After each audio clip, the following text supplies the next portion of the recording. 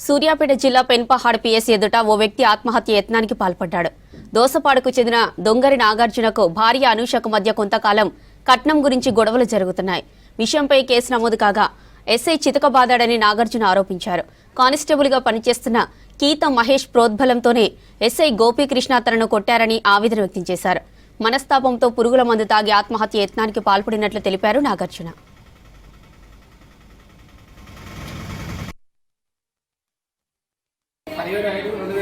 నాకు తెలియదు సార్. అప్పటి నుంచి ఇప్పటి వరకు కూడా ఆయన ఇస్తాను భూమి పట్టా చేయలేదు. ఏది మీ నాన్న ఎందుకు చేసి అని అడిగినందుకు 23వ తారీఖు నైట్ 11 గంటలకు నాకు చెప్పకుండా నా పిల్లలు తీసుకొని పోయింది. నేను మెసేజ్ సార్ ఏమన్నా నా పిల్లలు కావాలి, నా పిల్లలు లేదు నేను ఉండలేను, నేను నా జీతం వేస్ట్ అని నేను అన్నా సార్. తాగి న్యూసెన్స్ చేస్తుంది అని చెప్పి బెల్ట్ తీసుకొని రూమ్లో తలపేసి బెల్ట్ తీసుకొని చేతి నుంచి కొట్టిండండి. బెల్ట్ తీసుకొని చేతి నుంచి కొట్టిండు, ఒక చెంప నుంచి చేసిండు. సార్ నేను ఏం చేసాను సార్, అంత తప్పేం చేసినా నేను నా భార్య పిల్లలు కావాలన్నా, నా భార్య పిల్లలు లేని నేను బతకలేను. ఈ కోపతాప అనేది నా భార్య వేసిన మాట వాసే. నేను వాళ్ళ మా అత్త వాళ్ళు రావట్లేరు, పొలం డిస్టెన్స్ చేయట్లేరు, 3 తులాలు బంగారం పెట్టాలి, నాకు 10 లక్షల డబ్బులు నీకానే పెట్టుకుంటుందండి. 2015 నుంచి నేను ఇట్లా దాస్తూనే ఉంటుంది.